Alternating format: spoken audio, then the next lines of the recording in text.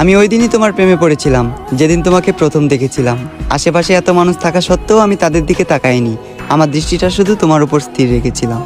আমি যেদিন তোমাকে প্রথম দেখেছিলাম, কিছু না ভেবে তোমায় এ মনে জায়গা দিলাম এবং করে দিলাম মনের দুয়ার বন্ধ। জেদ ধরলাম আমার শুধু তোমাকে লাগবে, কারণ আমি তোমার প্রেমে অন্ধ।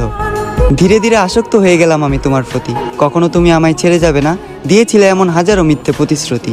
তবে আমি ধরতে পারিনি তোমার অভিনয়, কারণ তুমি ছিলে অভিনয়ের সেরা, নিখুঁত একজন অভিনেত্রী। আজ আমার এই দুঃখের দিন দেখতে হতো না, তুমি আমার সাথে থাকতে। যদি তোমার জন্য সুসংবাদ, আমি তোমাকে মন থেকে মাফ করে দিয়েছি। তবে তোমার জন্য দুঃখের সংবাদ এটাই, আমি আজও তোমাকে মনে করে কাঁদি। একদিন তোমাকেও যেতে হবে কবরে, দাঁড় করানো হবে হাসরে। একদিন তোমাকেও দিতে হবে হাজারো প্রশ্নের উত্তর পারি।